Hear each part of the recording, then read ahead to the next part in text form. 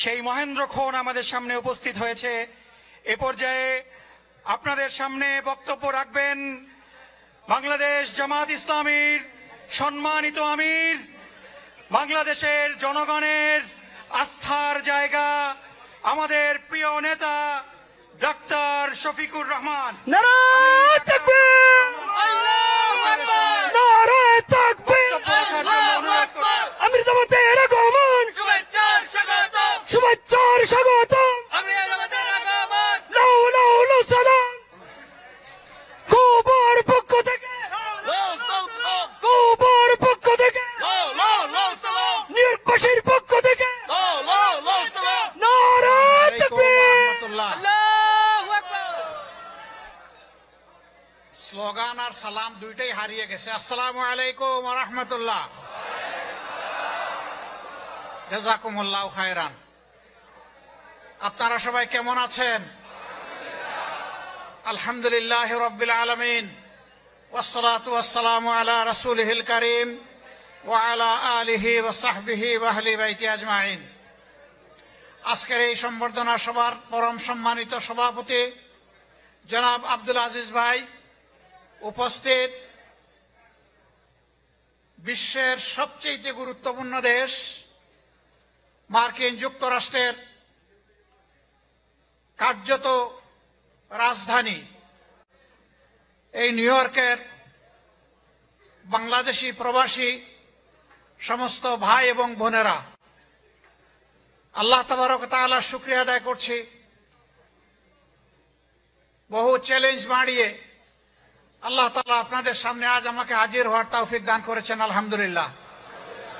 এ দেশটির পথে পাড়ি জমানোর জন্য এদেশের সরকার ইতিপূর্বে আমাকে আরো দুইবার তারা ভালোবেসে 5-10 বছরের ভিসা দিয়েছিলেন।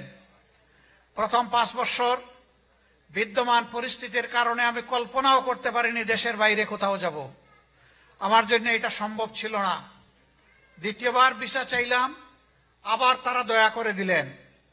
সেইবারও পরিস্থিতি এতটাই ভয়াবহ ছিল, দেশের বাইরে যাওয়ার কোনো পরিবেশ ছিল না। এরপরে এই ভিসা এক্সপায়ার্ড হওয়ার আগে বিগত জুলাই মাসের 10 তারিখ আল্লাহর উপর ভরসা করে পদক্ষেপ নিলাম এই দেশটিতে আসার জন্য। কিন্তু ইতিমধ্যে একজন অলরেডি বলেছেন যে আমাকে বার দেওয়া হয়েছিল এই দেশে আসার পথে। ইস্তাম্বুল এয়ারপোর্ট থেকে আমি ফিরে গেলাম মক্কায়।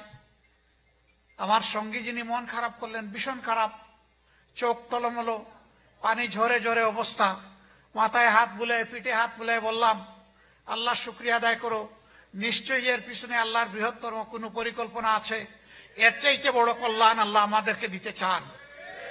চলো আমরা খানায় কাবার দেশে যাই, কাবার চত্বরে দাঁড়াই, সেজদায় গিয়ে আল্লাহকে বলি প্রিয় দেশকে মুক্ত করে দেওয়ার জন্যে, মানুষের উপর চলমান এই জুলুমের অভিশাপ দূর করার জন্যে।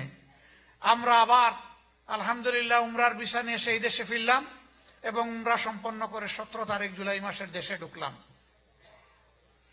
সেই দিন বিকাল 2:30 থেকে নাগাতার যে শুরু হলো, একটানা সেইটা 5 আগস্ট পর্যন্ত চলতে থাকলো। ছোপ ছোপ রক্ত আর কাড়ি কাড়ি লাশ সারা বাংলাদেশকে একদম ভরে দিল। মহান রবের দরবারে দোয়া করি আল্লাহ তার সবগুলা বান্দাবান্দি যাদের উপর জুলুম করে বুলেটের আঘাতে, অস্ত্রের আঘাতে জর্জরিত করে দুনিয়া থেকে বিদায় দেওয়া হয়েছে, আল্লাহ তাদের সকলকে মর্যাদাবান শহীদ হিসাবে কবুল করুন। 34,000-এর মতো ছাত্র, তরুণ, যুবক, এর মধ্যে ছাত্রীরাও রয়েছে, যাদেরকে মারাত্মকভাবে আহত করে পঙ্গু করে দেওয়া হয়েছে।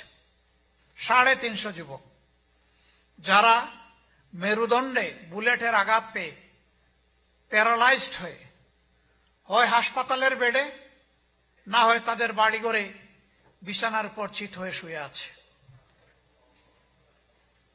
মানুষের সাহায্য ছাড়া একটু নড়তেও পারে না। এমনকি কেউ কেউ তার হাত দিয়ে যে খাবে সেই শক্তিটাও তার নাই। 500-র মতো যুবক, হয় তারা 2 চোখ হারিয়েছে, কমপক্ষে 1 চোখ হারিয়েছে। যারা 2 চোখ হারিয়েছে, আল্লাহর এই সৃষ্টির সৌন্দর্য জীবনে আর তারা দেখবে না। এমনকি নিজের একান্ত প্রয়োজন পূরণ করার জন্য তাদের আর কিছুই অবশিষ্ট থাকবে না। যারা নিহত হয়েছেন তাদের মধ্যে 62% নুন আনতে পান্তা ফুরায়। দিনের রুজি দিয়ে দিনে খাবার সংকুলান হয় না, এরকম পরিবারের সন্তান, এরকম পরিবারের সদস্য। আমরা ঘুরে ঘুরে প্রত্যেকটি শহীদ পরিবারে যাওয়ার চেষ্টা করেছি, তাদের মূল্যবান জীবনীকে ইতিহাসের সোনার পাতায় তুলে আনার চেষ্টা করেছি। 12 খণ্ডের শহীদ স্মরণিকা তৈরি হয়েছে। আমরা আশা করেছিলাম সরকার এটা করবে, আশা করেছিলাম সিভিল সোসাইটির অনেকে আছে তারা করবেন। কেউ যখন এই ব্যাপারে হাত দিলেন না, মহান রবের উপর ভরসা করে আমরা হাত দিলাম। 12 খণ্ডের স্মরণিকা তৈরি হয়েছে এবং 4টি ভাষায় আমাদের ওয়েবসাইটে সমস্ত কিছু আপলোড করে দেওয়া হয়েছে, সারা বিশ্বের মানুষ যেন দেখতে পারে। এরপরে আমরা চিন্তা করলাম, এই যে 62% একান্ত কর্মজীবী সম্প্রদায়ের মানুষ, তারা যে দুনিয়া থেকে চলে গেল, পরিবারের যে আশার আলো নিভে গেল, এখন এই পরিবারের সামনে যেতে হবে, পাশে দাঁড়াতে হবে, ক্ষেত্র বিষয়ী পরিবারগুলোর দায়িত্ব আল্লাহর উপর ভরসা করে নিতে হবে। আমরা আমাদের সীমিত সামর্থ্য নিয়ে ছুটে চলেছি, গিয়েছি, সান্ত্বনা দিয়েছি, সাহস জুগিয়েছি। তাদেরকে বলেছি, শহীদ হওয়ার বড় আকাঙ্ক্ষা ছিল, আল্লাহ তো আমাকে নিল না, আপনার পরিবারের একজনকে নিয়েছেন। গোটা জাতি যুগ যুগ ধরে তাদেরকে তাদের কলিজা এবং হৃদয়ের চাদরে ডেকে রাখবে ইনশাআল্লাহ। এক সন্তান আপনারা হারিয়েছেন, 18 কোটি মানুষ হিসাবে আপনারা সন্তান হিসাবে আপনাদের পাশে পাবেন ইনশাআল্লাহ। এই ধরনের গালবোলা বলি শুধু আমি বলি না, অনেকেই বলে, কিন্তু বলার পরে সবাই ভুলে যায়। আমরা তাদেরকে বলেছিলাম, আমাদের মুখের কথা নয়, এটি আমাদের বুকের কথা, এবং আমরা প্রমাণ দেব ইনশাআল্লাহ। আমরা কি প্রমাণ দিতে পেরেছি শহীদ পরিবারগুলো তার সাক্ষী। কিন্তু এতেও মনে করি না যে আমরা আমাদের দায়িত্ব পালন করে উঠতে পেরেছি। আমরা মনে করি সারা জীবন তাদের মাথায় যদি আমরা হাত বুলাই, আমাদের মতো তাদেরও যদি আল্লাহর পক্ষ থেকে খাদ্যের যোগান দেওয়ার চেষ্টা করি, তাদের সন্তানদের যদি শিক্ষার ব্যবস্থা করি, তবুও জাতি হিসাবে তো অবশ্যই, দল হিসাবে তাদের ঋণ পরিশোধ করা আমাদের পক্ষে সম্ভব নয়। কিন্তু তারপরে আমরা ফিল করি যে আমাদেরকে সর্বাত্মক চেষ্টা করতে হবে। এই ভয়াবহ ঘটনায় অনেকের শরীর ছিন্নভিন্ন হয়ে গেছে, আবার অনেকে আহত অবস্থায় জিতা ট্রাকের উপরে তুলে তার উপর পেট্রোল ধরে আগুন ধরিয়ে শেষ করে দেওয়া হয়েছে। আবার কাউকে এপিসি গাড়ি থেকে জীবন্ত অবস্থায় তাদেরই গাড়ির চাকার নিচে ফেলে দেওয়া হয়েছে। এইভাবে মানবতার বিরুদ্ধে জঘন্য অপরাধ সংগঠন করা হয়েছে, তাও হাজার হাজার ক্যামেরার চোখের সামনে, স্পষ্ট দিবালোকে মানুষের সামনে এই ঘটনা ঘটেছে। এই জঘন্য ঘটনা যারা ঘটিয়েছেন তারা কোন প্রজাতির মানুষ আল্লাহ তাআলা ভালো জানেন।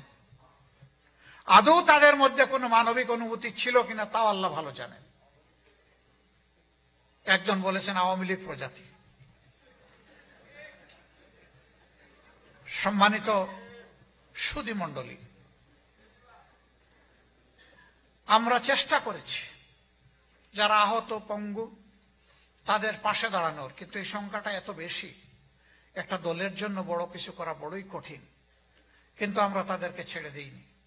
যেখানেই যার পক্ষ থেকে অনুরোধ এসেছে, সম্ভাব্য সর্বোচ্চ মুষ্টিবদ্ধ হাত নিয়ে তাদের কাছে চলে যাওয়ার চেষ্টা করেছি।